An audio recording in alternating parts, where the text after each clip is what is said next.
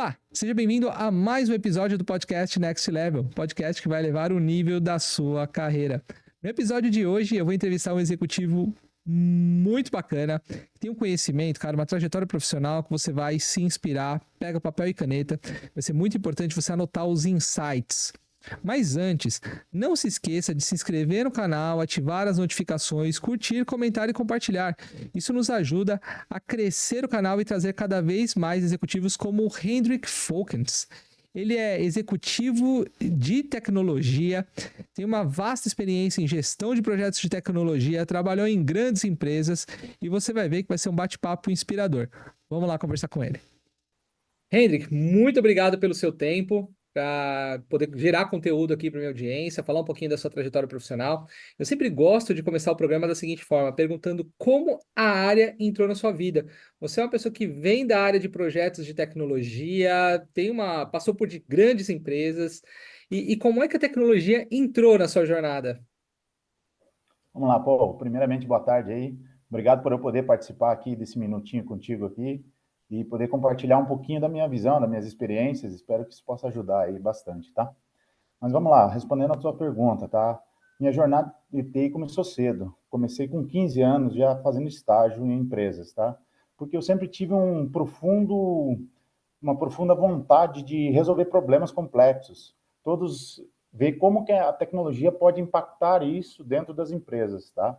Desde cedo fui fascinado pela capacidade que a tecnologia tem de transformar processos e criar valor às organizações, entendeu? O que mais me motivou a isso, a seguir esse caminho, é a possibilidade de, por eu ser muito fascinado nisso, eu ser uma pessoa que gosta de fuçar, eu tentar de alguma maneira contribuir para que a inovação em si possa ajudar as empresas a agregar valor, entendeu? Criando um mundo mais digital, o que no final do dia serve para facilitar a vida das pessoas. Cara, fantástico. Mas você começou nos primórdios da tecnologia, né? Você é um cara novo, mas 15 anos, vamos colocar 15 anos atrás, mas nem tanto assim, não vamos entregar a sua idade. A tecnologia ela não era o que é hoje, né? Então você já começou já desbravando a tecnologia dentro das organizações. E antigamente, né, a tecnologia ela levava um tempo para você conseguir evoluir. Hoje é uma evolução que não dá para acompanhar. Como é que foi no início da sua jornada e ver esse tempo reduzir, né, de atualizações? E como é que você vê como as empresas estão se adaptando a isso? Porque, assim, cara, é uma jornada muito pessoal. Eu tenho que me adaptar muito rápido, porque eu preciso aprender para também me atualizar, para também ajudar as organizações. E, ao mesmo tempo, na parte de gestão de projetos de tecnologia, tudo mais, o que que você precisa? Também convencer as empresas a adaptar tudo isso. Como é que foi essa jornada para o Hendrik aí? Concordo contigo, cara. Eu vou te falar que eu acho que eu sou da última geração que participou e trabalhou com terminal burro. Você sabe o que é um terminal burro? Não sei se você Cara, lembra, nem se ideia. você Não, chegou a não, participar. não, não. Então, é mais ou menos assim. O terminal burro você tinha um monitor que era conectado a um servidor. Então, eram vários monitores conectados a um servidor e todo mundo ficava programando lá. Então, assim, nem existia CPU. CPU era coisa de luxo. Mas o que acontece? Realmente, conforme você falou, as evoluções elas eram mais demoradas, porque a tecnologia ela não era tão disruptiva. A partir de meados do ano ali de 2005 em diante, isso ficou mais evidente. As empresas começaram, porque o que acontece? Começou a surgir muitas empresas exteriores vindo para o Brasil. E quando elas começaram a vir, elas começaram a trazer várias tecnologias. E aí todo mundo se obrigou, sabe como é, né? Você está vendo teu vizinho correr, se você não correr, você vai ser engolido. Então é mais nesse sentido. Mas eu acho que o ponto crucial de tudo, da mudança tecnológica, é a mudança da cultura. E a gente foi obrigado a mudar a cultura. Por quê? Ou se corre ou se morre. Antigamente era mais lento. E isso, no meu ponto de vista, como é que eu posso te falar? A transformação digital, com a chegada dos celulares, com a chegada da comunicação em si, toda essa parte de transformação digital que ocorreu, isso é algo que, sinceramente, obrigou as empresas a mudar. Só que um dos grandes desafios dentro das empresas é mudar a cultura, porque o pessoal está acostumado com um ritmo mais lento, mais devagar nas entregas. Ou seja, aí começou a surgir outras funções, como o PO, Scrum Master, que são funções alienadas a ajudar a desenrolar mais. junto com as tecnologias da modalidade de projetos em modalidade ágil, cascata, e por aí foi evoluindo, entendeu? Então, eu acho que o momento crucial de tudo partiu da questão de gestão de equipe, aonde você tinha que estar muito junto à equipe, mudando a cultura dela e cobrando metas mais, como é que eu posso dizer, cada vez mais puxadas e menos tempo, entendeu? Cara, você falou um negócio interessante, né? Por mais que a gente fale de tecnologia, né? Nós estamos falando de pessoas, né? E você tem um viés muito forte em gestão de equipes multidisciplinares. E uma coisa que eu aprendi ao longo da minha carreira é nenhuma tecnologia ela é tão complexa quanto o ser humano. E você tocando esses projetos, com certeza você deve ter enfrentado vários desafios. E hoje nós estamos vivendo um momento muito diferente do mercado, porque depois da digitalização das empresas forçadas pelo Covid, hoje o mundo ele é pequeno, né? Antigamente a gente não podia imaginar em ter uma carreira internacional ou trabalhar aqui do Brasil para uma empresa lá fora. E isso faz com que os colaboradores, né, as pessoas que trabalham com tecnologia, sejam muito preteridas globalmente. E isso, claro, toda vez que você tem um turnover, né, você falou de cultura, a gente não acultura um colaborador do dia para a noite. Você tem que fazer todo esse trabalho. Cara, e como é que tem sido isso, essa sua jornada no desenvolvimento de pessoas e até na retenção? Porque, cara, imagina ficar toda hora, se num time você fica trocando técnico, trocando jogador, a gente não consegue ter uma, uma linearidade, veja até a seleção brasileira. Imagina dentro de um projeto de transformação digital, onde tudo é novo, você precisa de gente, ao mesmo tempo o mercado está demandante. Concordo com você, pô. É assim, eu sempre aprendi desde pequeno com meu pai que o principal ativo de uma empresa são as pessoas. E junto das pessoas está o conhecimento, né? Então aí a gente tem que, como é que eu posso te falar? Dentro de toda essa evolução, desse crescimento, a gente tem que buscar o equilíbrio de como gerenciar pessoas e a tecnologia. Eu acho que isso é fundamental, tá, para o sucesso de qualquer empresa. Então, como é que eu posso te falar? A tecnologia é a ferramenta que as pessoas devem usar para amplificar suas capacidades, né? Você falou muito em turnover, realmente, é aquela velha história, né? Ou a pessoa se adapta ou ela sai, ou ela corre junto ou não corre. E você sabe que tem uma métrica aí no mercado que diz que um turnover saudável é até 20% ao ano, certo? Então, tudo que for abaixo disso, com base nessa métrica, a gente tenta sempre fazer o equilíbrio entre a tecnologia e as pessoas, tá? Então, assim, minha liderança ela é sempre baseada em lidar com empatia e visão. Tá? Empatia por quê? Porque eu preciso entender o que as pessoas precisam, mas eu também não posso largar o estratégico. O estratégico eu tenho que puxar. Então, assim, o foco sempre foi em criar um ambiente onde a equipe se sinta valorizada e motivada, podendo inovar, usando a tecnologia, enquanto mantemos um olhar estratégico focado na aplicação da tecnologia em negócios. Porque você sabe que nesse novo mundo, a tecnologia ela se aproximou muito da área de negócios de clientes. Antigamente não era, mas nesse momento é isso. Então, assim, essa a maneira que a gente usa, ou no meu ver, que eu sempre tento aplicar da melhor maneira possível.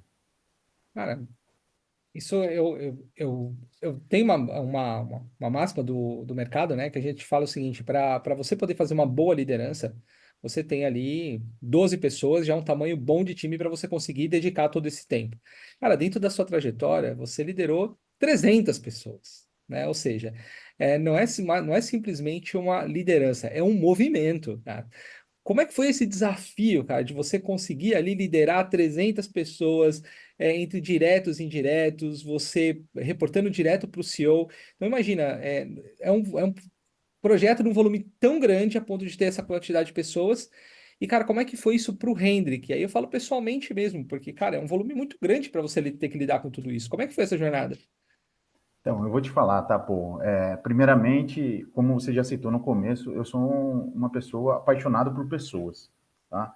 Então, assim, eu gosto sempre de, quando eu assumo um time ou uma liderança de um projeto, eu gosto de conversar com todo mundo, pegar todos os pontos de vista, pelo menos para inicialmente ter uma ideia de como elas pensam, o que elas pensam, etc e tal.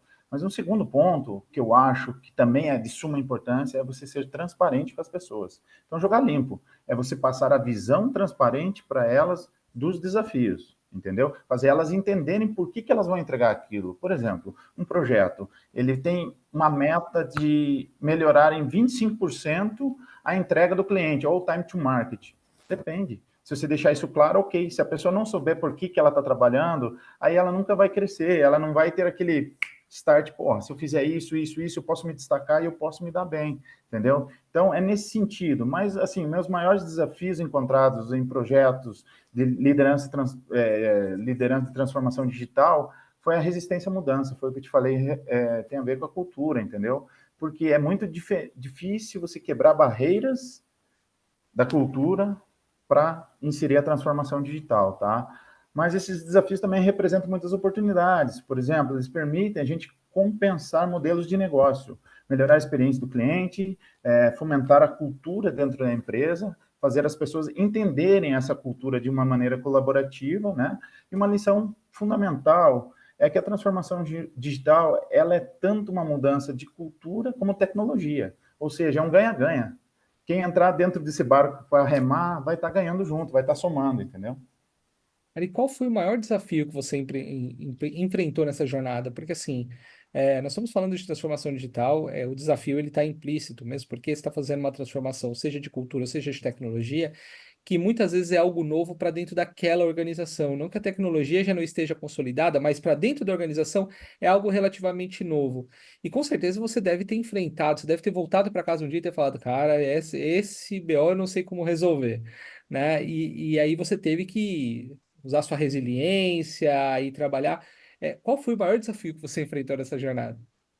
Com certeza, cara. Eu vou te falar, tá? Como a gente trabalha com pessoas, cada um tem um ponto de vista. E aí, a resiliência é o que garante a sobrevivência, vamos ser bem sinceros, né? Mas, assim, para mim, o que mais me tirou o sono em algumas noites, vamos dizer assim, é como que eu fazia para a mensagem da alta execução, dos altos executivos da empresa chegar até os clientes e até os colaboradores. É fazer esse meio de campo. Esse é o segredo. Conforme eu já tinha te falado anteriormente, mas assim, é a questão da transparência da informação. Só que assim, você recebe a informação X, você recebe a informação Y, e você tem que transformar ela na informação Z, mas não só na Z. Você tem que garantir o entendimento. Então, assim, para mim, a comunicação é o ponto-chave para qualquer tipo de relação. Pode ser profissional, espiritual, pessoal, entendeu? A comunicação sempre tem que ser uma comunicação assertiva. Hoje, se for olhar no mundo, a maior parte, 90% dos problemas ocorrem por quê? Uma comunicação.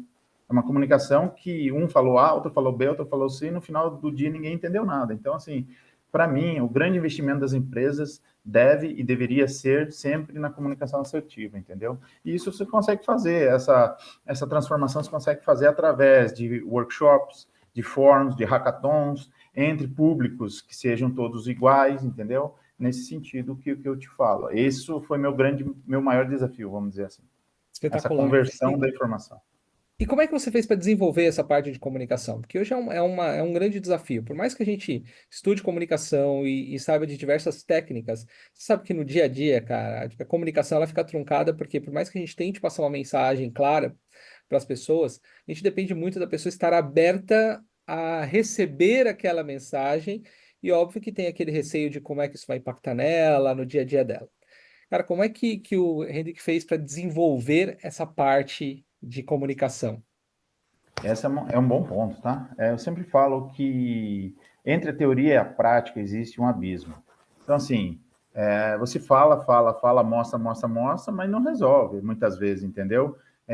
Como dizem uma expressão popular, né? Para falar até papagaio fala. O duro é ele entender o que está falando, mas vamos lá. Isso é um processo que ele é um processo, não é ágil, mas também não pode ser lento. É um processo que ele tem que andar conforme a velocidade da organização. Então, o que se faz? Você traz cursos, traz treinamentos, traz palestras, mas você traz na prática, em workshops, como fazer.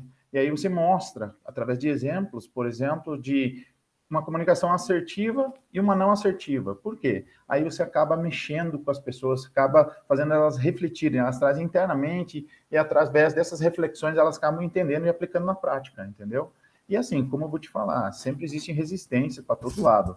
Qualquer coisa, até em casa, se for mudar alguma coisa que se não negociar certinho, vai ter problema. Então, assim, você tem que mostrar o benefício sempre, entendeu? Você mostra o pró e o contra, e aí você começa a fomentar isso. E aí, através de reuniões, palestras, workshops, reuniões, mesmo reuniões sprint recovery, de reuniões pequenas que projetos têm, você faz questionamento e você começa a fazer perguntas aleatórias, entendeu? Você não faz sempre as mesmas perguntas para as mesmas pessoas, você faz uma maneira de incentivar as pessoas a se sentirem inclusas e com isso vem o entendimento. Que bacana, cara. Eu concordo plenamente. Eu acho que é quando você consegue se conectar com a pessoa para passar uma mensagem clara e ser transparente, por mais difícil que a mensagem seja, acho que a chance de você ter sucesso na comunicação ela é muito grande. Agora eu queria explorar um pouquinho sua jornada, né? Você passou por grandes empresas pioneiras em tecnologia, né? E como é que foi trabalhar nessas grandes organizações?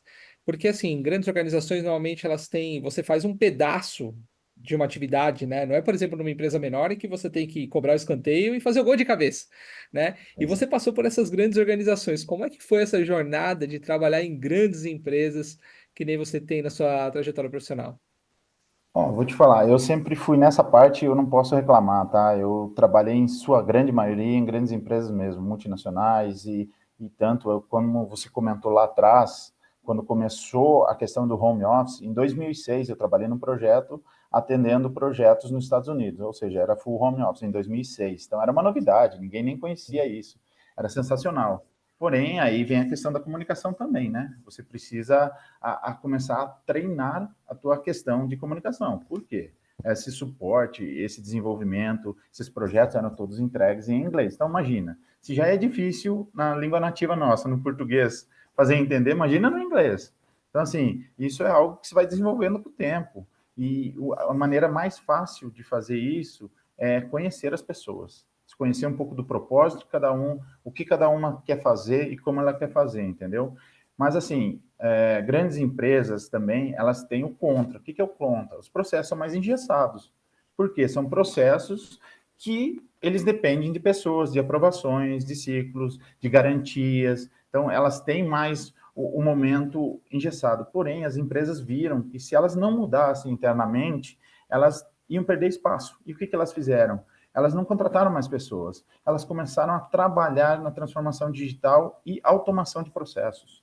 Por que automação de processos? Não é para mandar ninguém embora, pelo contrário, é para facilitar a vida das pessoas. Você ganhar tempo, algo que é burocrático, não precisava levar 3 dias, poderia fazer em meia hora. Só que você depende de mandar o processo pelo fluxo de aprovações, por exemplo, através de ferramentas, tecnologias, SMS, WhatsApp hoje está sendo muito utilizado ainda dentro das empresas, entendeu? Então, tem uma série de ferramentas que ajudaram nessa transformação e automação de processos, tá? Hoje eu vejo que as startups, elas já nascem automatizadas. Então, elas já são mais digitalmente maduras e aceleradas, entendeu? Então, assim, é isso. Mas as startups, elas são startups até que elas virem unicórnio, entendeu? E as empresas grandes já têm isso, já têm todo esse know-how. Então, assim, é muito legal esse equilíbrio, entendeu?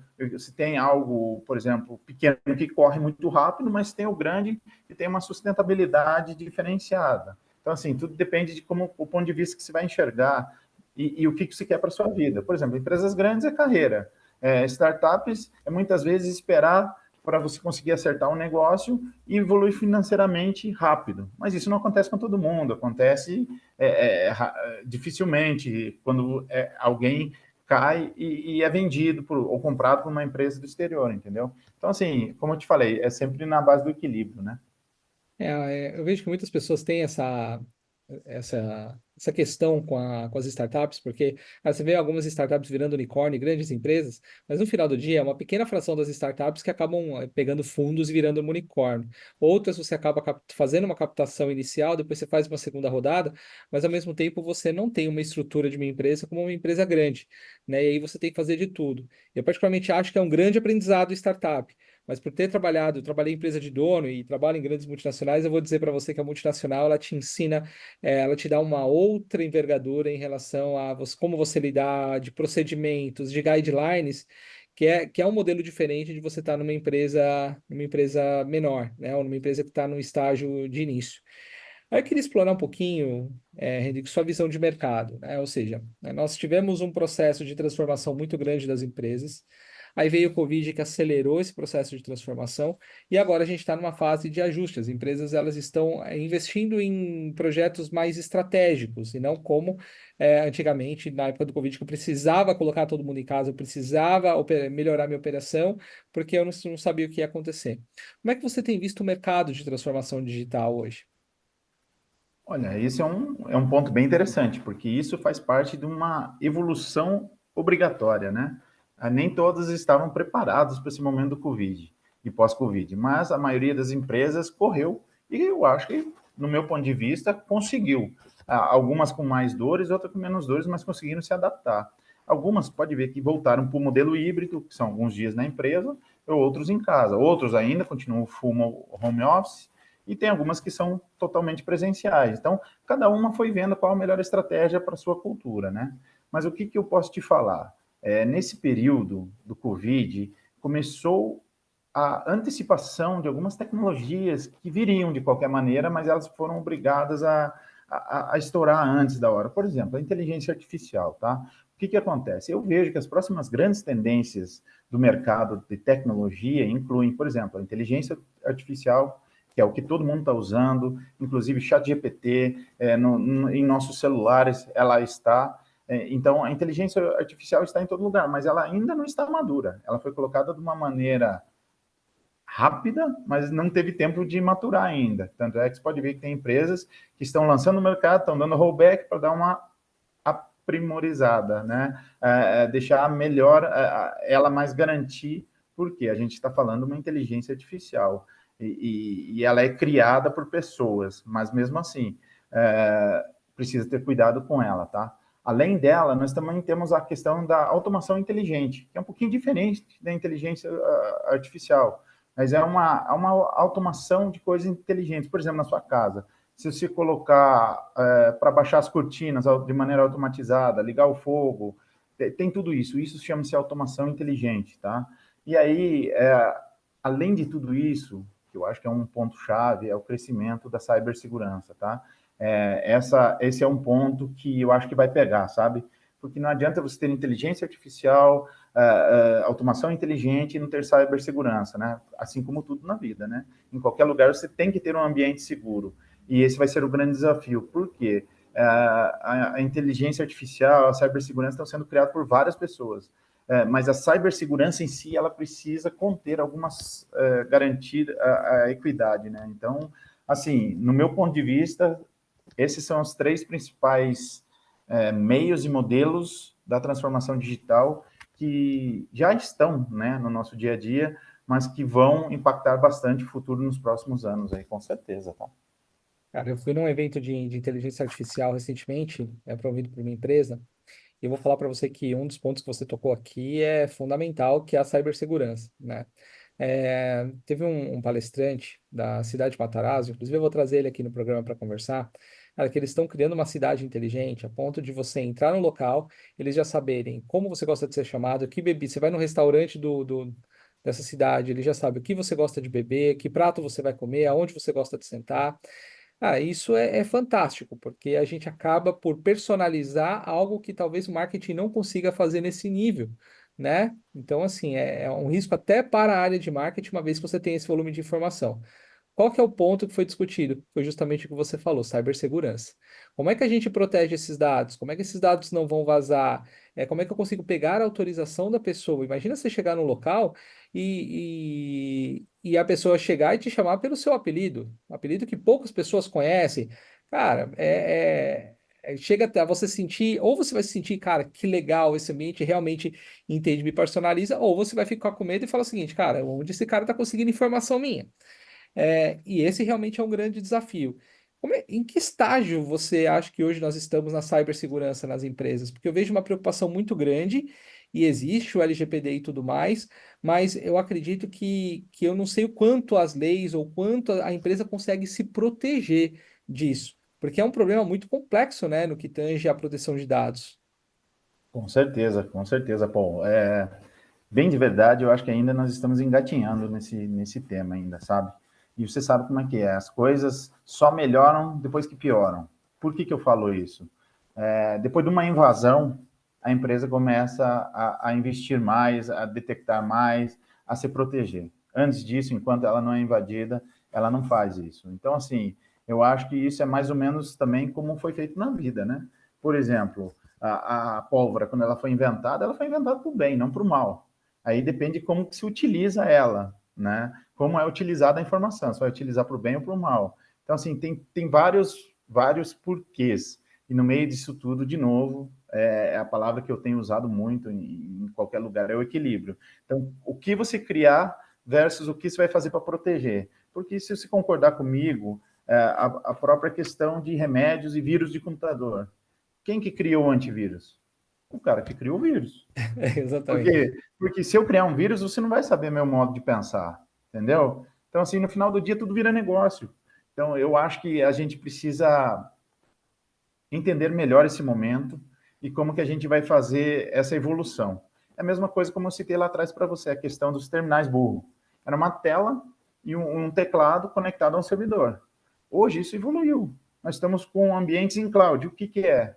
São computadores conectados a um servidor na cloud. Mesma coisa, só que sem fio. Antes era com fio, agora é sem fio. Então, assim, para você ver como as coisas se repetem. Então, a gente tem que tomar muito cuidado, como que a gente vai fazer para evoluir isso.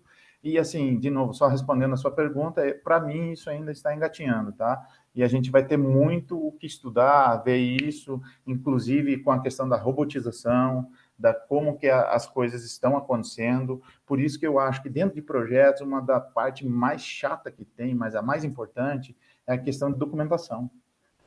O próprio desenvolvedor que cria um código, cria um script, cria alguma coisa, ele precisa documentar muito bem, porque quando ele não estiver lá e tiver algum problema, que alguém possa resolver esse problema. Porque se não resolver esse problema, vão fazer, eles chamam de puxados na TI, puxadinho aqui, puxadinho ali para resolver, mas quando parar você vai ter que desmontar tudo. E quando dá para desmontar, ok. Dá para voltar atrás, ok. Dá para fazer um rollback, ok. E quando não dá? Cara, aquele Como é que você efeito faz Lego, aí? né? É aquele efeito Lego. Você leva um tempo para Exato. montar e você vai montando um monte de peças. Mas na hora que desmonta, você não quer montar tudo de novo, entendeu? A gente chama de coxa de retalhos, né?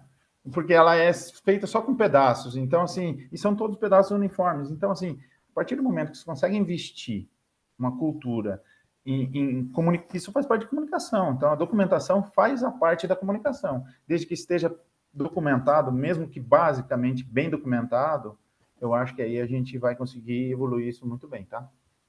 Que bacana. É, eu vejo que a gente está num estágio que precisa discutir, precisa ter fóruns para poder falar desse tema, porque realmente é muito sensível, né? É um tema muito sensível que eu vejo ainda que não se tem muitas definições, principalmente agora com a regulação, né? O Brasil tentando regular, você tem aí projetos de regulação da internet e não dá para você regular uma coisa que você não tem como controlar, cara. Que nem nós tivemos aí o cancelamento do X. Ah, se você usar VPN, vão te multar. Cara, como você está usando um VPN? O servidor está em outro lugar, como é que o cara vai saber que é você e te multar? Não faz o menor sentido. Não que não dê, mas o nível de dificuldade é muito grande. Então, realmente é uma questão que precisa ser bem discutida.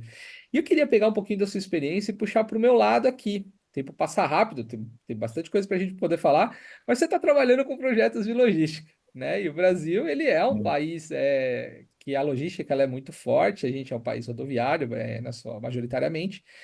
Só que eu ainda vejo que a logística ela não se transformou digitalmente em muitas organizações ainda.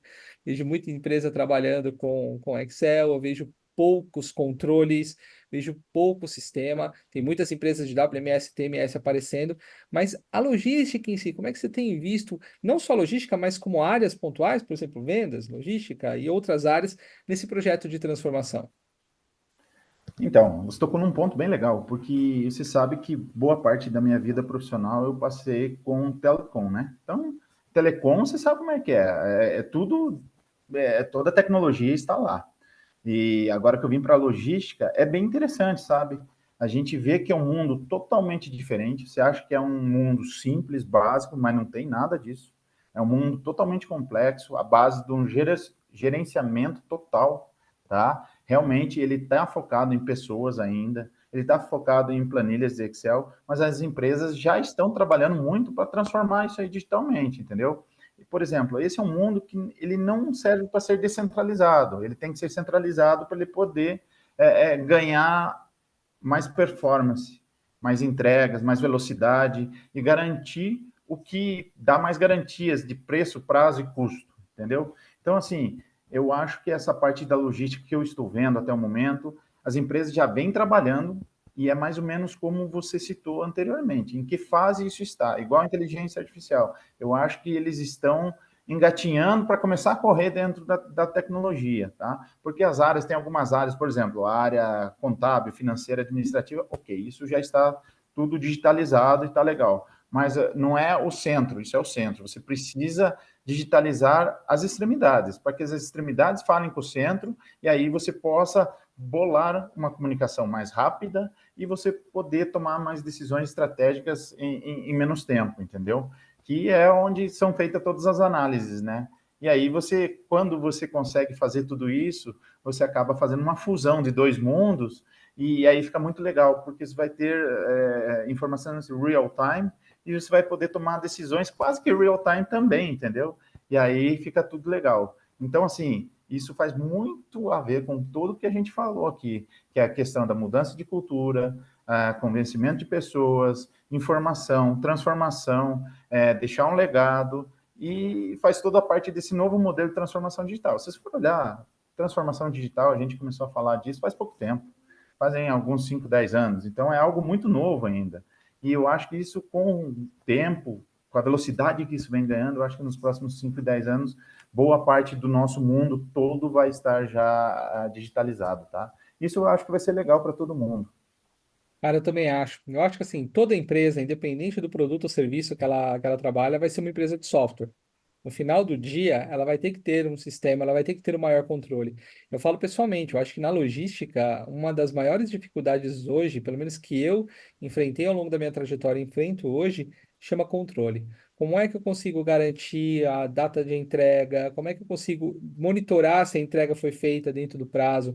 Como é que eu consigo garantir para o meu cliente que ele vai receber? Como é que eu consigo ter o POD, né, que é a assinaturinha do canhoto de que foi entregue no momento em que foi entregue? E isso eu vou falar para vocês, o Mercado Livre dá show em muita empresa, eles estão assim muito além, porque, cara, você recebeu, o cara colocou ali no celular dele, você já recebe a confirmação de que foi entregue, quem foi a pessoa que recebeu e tudo mais. Ou seja, eu vejo que todas as empresas em algum momento terão que ser empresas de software muito mais do que produto e serviço, né? Nem que seja para ela mesma, em algum momento ela vai ter que ser. Eu concordo, cara. Eu concordo muito, muito com isso. Tanto é que o Mercado Livre tem um valor gigante, é uma das maiores empresas em valores, se for olhar. Mas assim, eu vou te trazer por último só uma reflexão, só para você entender um pouquinho sobre como que a gente está na transformação digital versus empresas, tudo. O que que a gente usa no dia a dia? Dinheiro. Faz quanto tempo que você não tem cédulas na sua carteira? Entendeu? Poucas vezes que você ainda tem cédulas, tudo é digital. Hoje em dia, eu mesmo eu só pago tudo via celular, via relógio, nem uso mais minha carteira e cartões, né? Mas o que que eu queria te falar? É para você ver como isso está ficando descentralizado. As criptomoedas é algo que está há pouco tempo no mercado, e só para você ter ideia, do público total do mundo, apenas 5% das pessoas conhecem sobre criptomoedas e como elas funcionam. E se você olhar, esse é o mundo, cara. Se você começar a estudar, não sei se tem um pouco de conhecimento sobre, mas se você se aprofundar um pouquinho, você vai ver que isso é o futuro. É o futuro agora. Ele é totalmente descentralizado dentro das blockchains, onde tem segurança máxima, entendeu? Então, assim, é algo diferente. Eu acho que, assim, sinceramente, que o mundo ele vai caminhar para isso. Tem muita gente segurando isso, a tendência, etc e tal, mas, assim, eu acho que vai para esse modelo, sabe? Cara, eu acho esse modelo genial. Eu comecei cedo, apesar de ser novo, mas eu comecei cedo na tecnologia, na época do Cisco 6000 tela verde ainda, vim acompanhando a evolução, mas depois de um tempo já não dá mais para acompanhar essa evolução. Minha maior preocupação com criptomoeda, né, o quão, eu sei que é um processo seguro por conta das blockchains, mas o quanto o mundo vai conseguir se adaptar. Por exemplo, é como o caso dos carros elétricos, né? Ou seja, o mercado está sendo infestado de carros elétricos. Lindo, maravilhoso. Você carrega o carro aonde? Porque no Brasil a gente não tem tantos pontos. Aí começaram a aparecer algumas empresas, algumas startups para poder colocar pontos de carregamento de carro, porque você não vai conseguir carregar simplesmente em qualquer lugar. Você tem que ir num shopping, tem que ir num lugar que tenha esse tipo de abastecimento. E hoje você, por exemplo, tem locais que eu vejo que tem, você tem lá dois, três pontos de carregamento. Porque você tinha poucos carros, mas e agora que tem muito? Daqui a pouco vai ficar fazendo fila para você carregar. E no caso das criptomoedas, aonde você vai conseguir utilizar essas criptomoedas? Como é que vai ser toda essa troca? Como é que isso vai ser regulado? Por exemplo, aqui no Brasil a gente tem o Pix, que funciona muito bem, aí é pioneiro no mundo esse tipo de transação, mas eu ainda acho que precisa, eu acho que, para mim, que gosto de tecnologia, mas eu não sou o cara que vou adotar criptomoeda tão cedo enquanto eu não me sinta seguro, entendeu? Mas eu concordo contigo que é algo que não tem mais volta. Em algum momento a gente vai ter que começar a usar, em algum momento isso vai ter que começar a acontecer. Eu concordo com você, mas eu já vou te dar uma notícia ruim, então. As criptomoedas, elas já têm cartão. As exchanges já estão dando cartão. É como se fosse um banco já, entendeu? Isso. E sobre o Uber também, sobre o Uber não, desculpa, me antecipei, mas sobre os carros elétricos, cara, vou te trazer um ponto bem legal. Onde eu moro, volta e meia eu pego o Uber, cara, e já tenho pego alguns carros elétricos.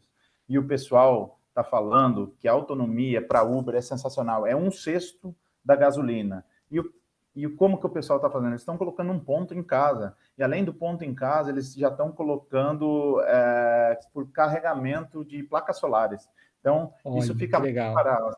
Além de ser um décimo do valor do combustível normal, né? Ele ainda coloca isso e fica mais barato. Então, assim, como eu te falei, igual pólvora, tem o lado positivo e o lado negativo. Depende para qual lado você olha e como você vai conduzir isso. Mas eu concordo contigo também que isso é um caminho sem volta, tá?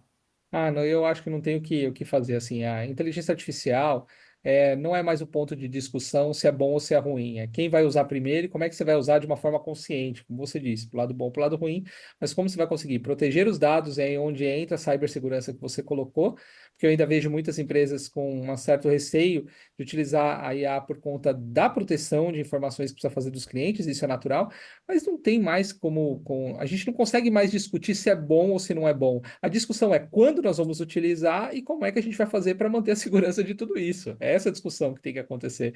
Eu ainda vejo muitas pessoas falando: ah, mas eu tive uma discussão ontem, o pessoal falou: ah, mas você gera conteúdo pela inteligência artificial? Cara, todo mundo gera. Todo mundo vai gerar. Ah, mas eu li lá e parece um robô fazendo. Bacana, interessante seu ponto de vista. Mas no final do dia, tudo está sendo escrito via IA. Não tem jeito, cara.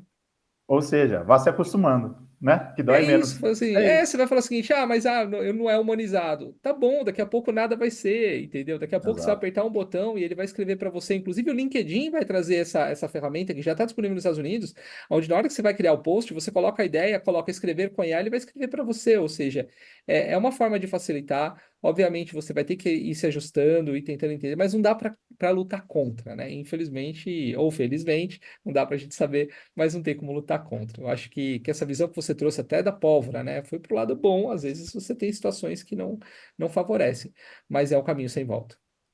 É isso aí. Concordo contigo. Que legal. E a gente está caminhando para o final do programa, mas eu não posso finalizar sem a gente fazer algumas perguntas, tá? É, uma delas é, como é que você vê o futuro da gestão de projetos de transformação digital? Por que que eu faço essa pergunta? Nós tivemos uma onda de projetos ágeis e hoje muitas empresas utilizam projetos ágeis. E tem diversas ferramentas para você fazer uma gestão de projeto.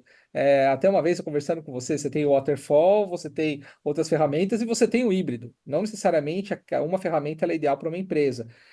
Ou uma vai ser ideal para todas. Você tem ali aquele ambiente, a melhor ferramenta para aquele ambiente.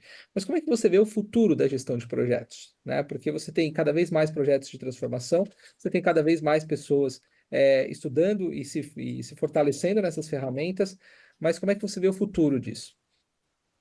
Eu acho que gestão, gerência de projetos é algo novo ainda, se você olhar dentro da tecnologia. Surgiu há pouco tempo. E isso é algo que vai ser para sempre. Por quê? Com base na gestão de projetos que se organiza toda a fase, desde a concepção do projeto até a implantação. Então, assim, toda a parte organizacional de um projeto, ele passa pela gestão de projetos. Então, assim, é onde vai ser trazida a visibilidade, a transparência, aonde vai ser feito a base do controle financeiro do projeto, se ele está atrasado, se ele não está atrasado, se ele estiver atrasado, o que a gente vai fazer para recuperar, dá para recuperar, não dá para recuperar. Então, assim, eu acho que a gestão de projetos é como se fosse uma ferramenta dentro de que todas as empresas deveriam ter, desde uma empresa de pequeno porte até uma de grande porte, entendeu? Óbvio que cada uma adaptada à sua realidade, mas assim, eu acho que profissionais hoje que queiram estudar algo, aprender algo, que seja tendência para o futuro, é a gestão de projetos. Porque dentro da gestão de projetos, por exemplo, um gerente de projeto, ele tem que ter a base financeira, ele tem que ter a base operacional, ele tem que ter conhecimento técnico, ele tem que ter um conhecimento de tratamento de pessoas, de gestão de clientes. Então, assim, veja, aqui basicamente eu citei cinco derivativos básicos para gestão de projeto.